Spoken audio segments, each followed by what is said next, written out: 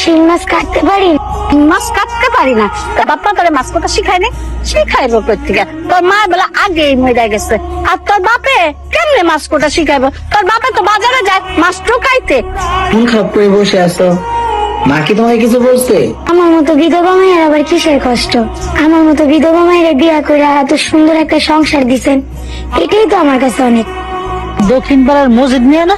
এই এই ফকিন্নির বাচ্চা, হ্যাঁ এত লোভ কেন? হ্যাঁ গরিবদের এত লোভ থাকে কেন?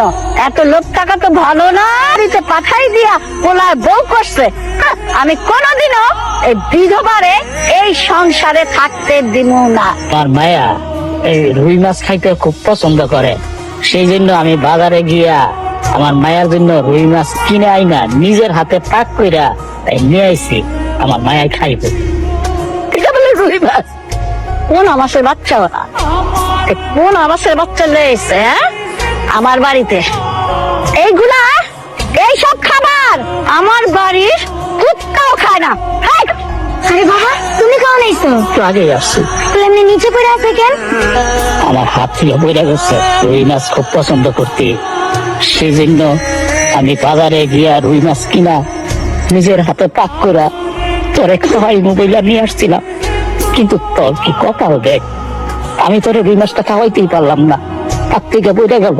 আর নাকামি করতে হবে না, বহুত নাটক দেখছি।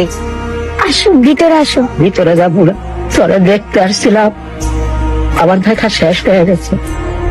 হ্যাঁ আমি নিজে গরম করে আনছি, তুমি দুধটা খাও। কিন্তু দুধ খাই না, আমার অ্যালার্জি আছে, সত্যি আমি দুধ খাই না। না রে বাবা, তোর বউ দুধ দিচ্ছে, আমি দুধ খাবো না। দুধ খাইতে বলতেছে, ভালো কথা, খাও। বাবা তোর বউয়ের হাতে দুধ আমি খাবো না। মা তুমি এগুলা কি বলতেছো? কোনো সমস্যা নাই, তুমি দুধ খাও তো। দুধ তুমি খাবা না, নিশ্চয়ই কোন একটা ভেজাল আছে, ওরে দেখ কোনো বিশ্বাস নাই। আরে মামা, সমস্যা কি? আর সে দুধ নিয়ে আসছে, মা খেলে সমস্যা কোথায়? আমি তো এই দুধ নিয়ে আসি নাই, আম্মাই আইনা আমার এই দুধটা দিল খাইতে। মিথ্যা কথা কইতেছে। দেখ আমার তো দুধের গ্লাস আছে। তুমি দুধটা খাও আর মাকে দেখিয়ে দাও।